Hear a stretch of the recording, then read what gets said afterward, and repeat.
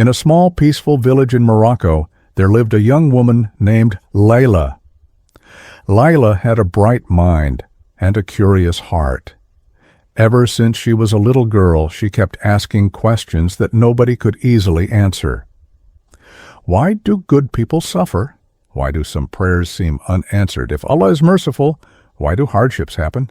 She spent years reading books, listening to lectures, and scrolling through endless online discussions. Every day she learned something new, but the more she learned, the heavier her mind felt. Facts and quotes filled her brain, yet her heart was restless. It was like having a room full of noise, where peace could never enter. One day, after hours of studying, she felt exhausted. She ran to her grandmother, Fatima, who lived quietly and never rushed anywhere.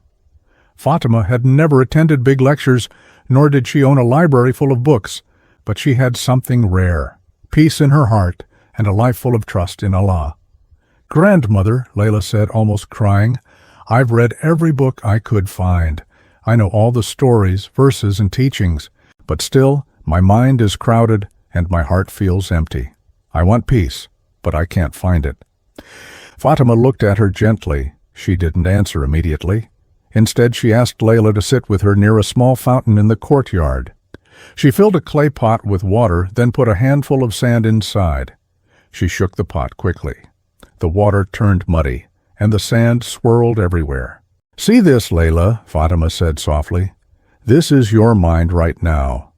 So many questions, worries, and thoughts, all moving at the same time. Even if clear water, the truth is at the bottom. You cannot see it through the chaos." She placed the pot down and let it sit. Slowly the sand began to sink and the water became clear again. "Sometimes," she continued, "you don't need more answers. You need silence. You need to let the chaos settle.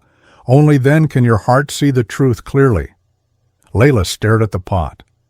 Something inside her shifted.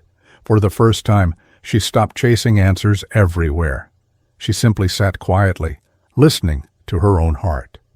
That evening, she prayed not to understand everything, but to feel Allah's presence. She felt the breeze on her face, the soft chirping of birds, and even the calm silence of the room around her. In the following days, Layla continued learning, but differently. She studied with focus, reflected deeply, and prayed with her heart fully present. She started spending time in nature, watching the river flow, observing the stars, and feeling the quiet of the night. She realized that peace is not about knowing everything, but about creating space for Allah in your heart. Weeks turned into months. Layla still had questions, but they no longer overwhelmed her. Her mind was still active, but her heart had learned to breathe. She discovered that faith grows strongest not in constant searching, but in stillness, patience, and trust. One evening, she returned to her grandmother and said, "Grandmother, I still don't have all the answers, but I feel peace now. My heart is quiet, and I feel closer to Allah than ever before." Fatima smiled and said, "Remember, Layla, understanding and knowledge are important, but the heart must be calm, humble, and open. Empty your mind from noise. Let faith settle, and always trust that Allah is guiding you, even when you cannot see the path clearly." From that day on, Layla lived with a balance between learning and listening. She prayed with presence, acted with intention, and spoke with kindness.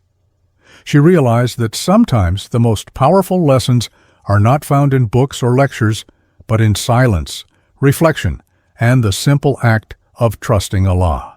Moral: in life and faith, knowing everything is not the goal. True understanding comes from a heart that is still, humble, and open.